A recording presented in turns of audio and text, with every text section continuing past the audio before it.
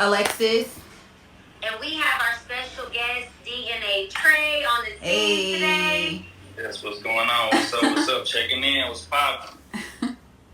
So, Trey, before we get started, let's check in with you mentally. With this being a mental health awareness podcast, where are you at mentally, physically, emotionally? How you feeling? Recovery stage. Okay. Trying to get back to normal. And we're almost there. What does that stage look Stuff like that you gotta take day by day. So, especially dealing with your mental, that can change pretty quickly. By the second. Everything. I would say recovery, getting back to normal stage, getting back up. So that's where I'm at. Recovery is good, and recovery is such a deep word. It is such a deep word, and it's something I feel like you have to kind of take your time with it. So, like you said, day by day. Yeah, day by day. That stuff is day by day, because if you get too caught up in it and your feelings, it just go sink down.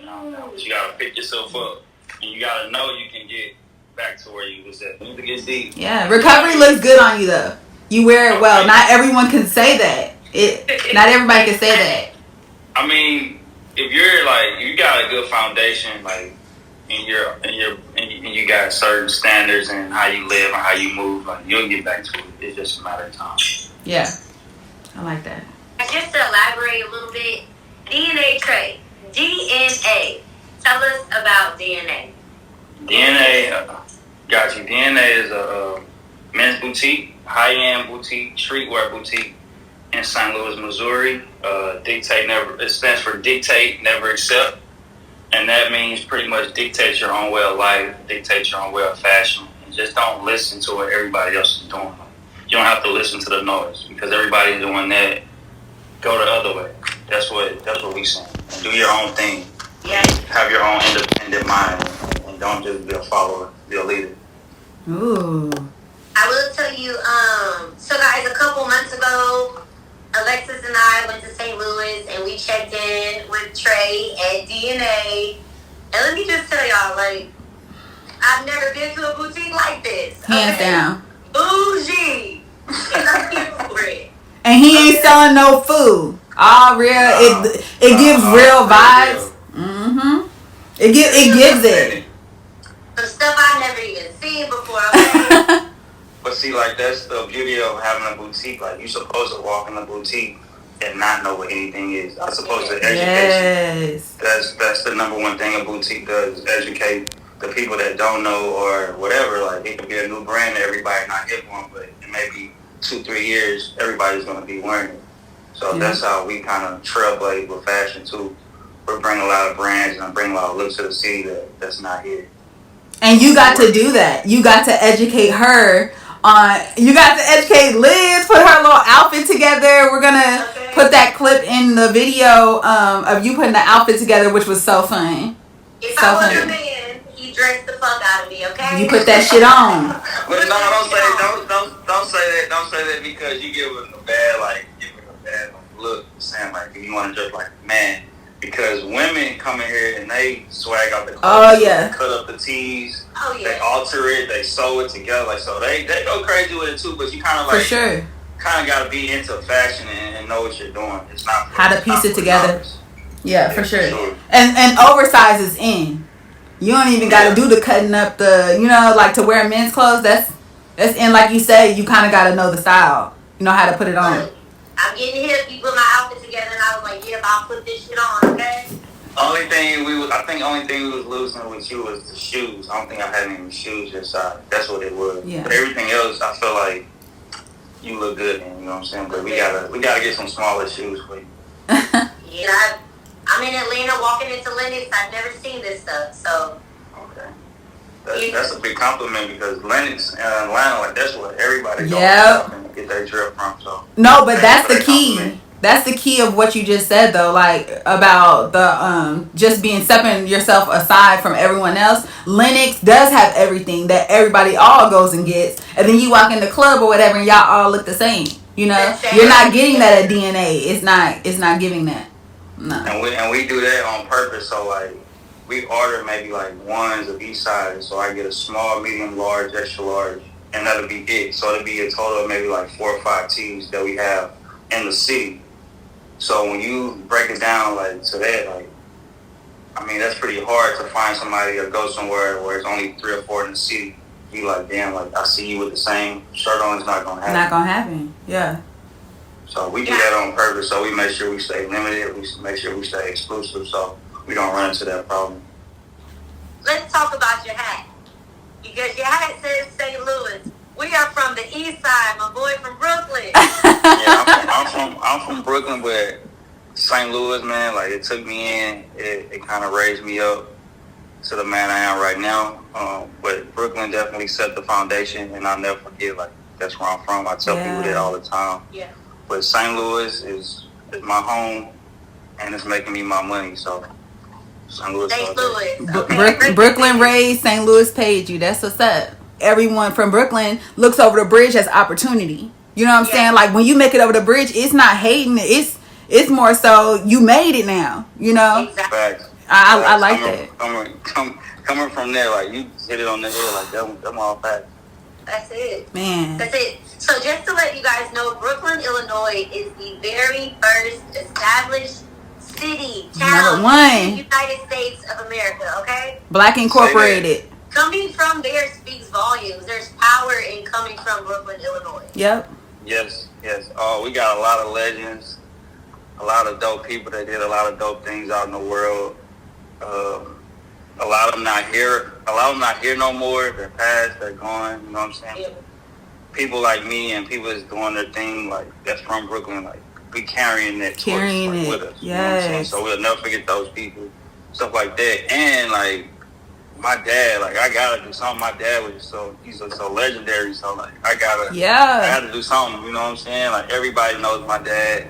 My dad does super good community work with the kids. Everybody know him. Like, so many generations of people, like, know my dad. So it's like, I have to do something. I couldn't be no bum ass nigga. And that's real though, like, cause coming from Brooklyn, your lineage 9 times out of 10 it's got somebody in there that you got to carry your ancestors on your back for. You got to do it for them, cause so many legends, like you said, came out of Brooklyn. So, what inspired you to do the boutique? Man, I've been into fashion since a young boy. Like, as long as I can remember, I was trying to dress myself at like the age of 6 or 7, and wearing mismatched socks and just putting polos on with gym shorts, and don't know what the hell I was doing, but I was trying. You know what I'm saying? So it just started from there. It's just like my inner kid, like, never left. Like, this was something like I wanted to do since I was a teenager. Like, I knew I was gonna have my own store. Like, I went to college telling all my friends, like, I'm gonna have my own boutique store. Like, I'm just here at the school because my mom wanted me to go to college type shit. But I'm gonna make something happen. Like, something gonna pop. So when the opportunity came for me, like, to have my store and to run it, I just took it. I wasn't gonna let this shit slip out my fingers. I wasn't gonna fumble the bag or self-sabotage it. So I wanted it.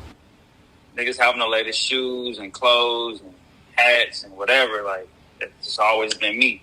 Yeah. All my crew, whoever I was hanging around with, like, we was all fresh. Like, that's what came with it. Y'all was them boys, huh? Yeah. Okay. Humbly, yes. Humbly. Yes. So respectfully, humbly. Yes.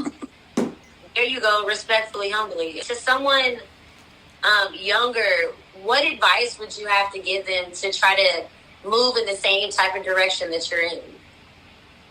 Man, use all that youth, like that youth that you have, that brain power, that willpower, and just work. Put in the time, put in the work. I was just telling my intern, he's 17. I told him, like, you work hard, nonstop grind for that time you was supposed to be in college of 4 or 5 years. You can be 6 figures. Yeah. Oh yeah. It can happen for you, but you have to put the work in. Like, you have to work. It's not going to just come to you. So I would say to all the younger people, like, just put in the work. I know it's something that you don't want to do. You want to go out and have fun and be with your friends. Some people will be there. Like, when it's all said and done, you can double back. You 21, 22 with that 6 figures in your pocket. You can take them to see As something long they've as never there's a even tomorrow, seen before. yeah, you got it. Facts. For sure. Yeah. So we're working towards that. I would just say work towards that, and just stay down, stay disciplined. Mm-hmm. Things are going to get rocky. Things are going to be up and down, but just stay with it and stay consistent. And I feel like the streets need to hear that type of stuff. That it's okay. You can make it out. You know, start off young. It's not worth to mess up now. Just keep pushing. Yeah, I mean, you're youth. Like when you're young, like you can use it to like, you know, learn from your mistakes and stuff like that. But if you can skip the mistakes, you know what I'm saying? Like I'll take that. Yeah. I'll put in the extra time. I would try to be more disciplined and move a different way if I knew like, what I knew now, what I knew back then. Like it'll be a whole different situation. But you know what it is too is the permanent decisions on temporary feelings is what they say. You know what I'm saying? That's what I be more so like talking about as far as making mistakes is the permanent ones. You know what I'm saying? Like on temporary stuff, I might be broke, but when I break into this place, you know what I'm saying? That could be the rest of my life. You know? Yeah. It's not worth it. Or it can end my life. Somebody can be in there waiting on my ass. It's crazy. I want to speak on like how powerful meeting you was to me. Because we have a mutual cousin, Alexis. And walking into your boutique, like the atmosphere was just like, I'm walking into greatness. Like you're 37. You're 7 years older than me. If I had the mindset that you had, you know, coming up, like, oh my gosh. Like your being is powerful. The message you're sending, the fact that you even have an intern that you're willing to teach right now is like, probably changing this young man's life. I'm trying. Thank you. Those are some very powerful words. That's a good compliment. Like you just hit me over the head with some shit.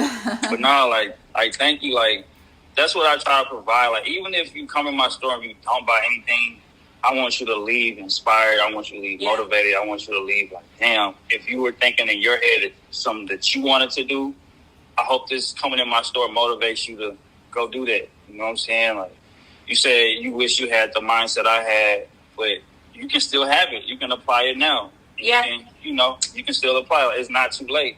That's the beauty of just being alive and just taking stuff day by day. Like, stuff can change. Those tables can turn. Yeah. You know what I'm saying? So, and I've seen tables turn positive way, negative way. I've seen them turn all kind of ways. So I just understand, like, they can turn. So always be humble, like, always be, like, grateful, respectful, because you can be up today, man, like super down the next day type shit, like that, like it's quick. Yeah. So I try to stay in that mentality. I try to give the customer a dope experience when I come to my store. I have art on the wall from London, Japan, all kind of stuff. So you can come here and definitely catch a good vibe. That's facts. Yeah. And I think that the apple didn't fall too far from the tree. Like you mentioned with your dad, Jay Cool, if you don't know him, Google him. Okay. But this man, like, to stay in Brooklyn still just to give back, he could have left on multiple occasions. You know what I'm saying? Like, and to sit around the hood and that man does it all for the community, you know? So you could tell that, like, it exudes that you came from someone that gives helpers, just gives. Hood legends. We need people to stay back sometimes. You know, everybody always screams, get out. But without J. Cool, a lot of kids would have been. Oh, man. It would have been way worse situations. Way worse, for sure. A lot of us still reach back. A lot of us still, you know, like, it doesn't necessarily mean I'm saying you got to stay in the hood, you know, to give back. But look at you, across the bridge, you know, and having somebody with you willing to mentor and stuff. You're giving back regardless. And they need it. Our community needs it. So what would you like to manifest? Man, okay, so we just got done talking about my hood, right? Brooklyn, right? Mm-hmm. So apparently, like, before I die, man, like, before I leave this earth, I want to buy back Brooklyn. Like, I want to just buy up the land. So deep. And just make it, like, you know, like, put business there, like, restaurants, like, make people want to come back. You know what I'm saying? I feel like that's possible, especially with like how they view our area. You know what I'm saying? Like selling all our land for dirt cheap. If I fall short doing that, I'm just having a plan B at least put like a community center or something, or like some other place than the high school people can go to. Right. Because the high school is only open seasonally, and you gotta know somebody to open it up for you and all this stuff. Yeah. So a community center that would be open, man, 24/7 if I could, stuff like that. So let's manifest that, and let's manifest more 6-7 figure deals, and just keep it that way. Period. I have to know, because with you being a Black business owner and coming from where you come from, what do you do to practice mental health? I just try to be in my own little space, be in my own little happy space with my PS5 or my favorite TV show, or like just relaxing and being at ease and at peace.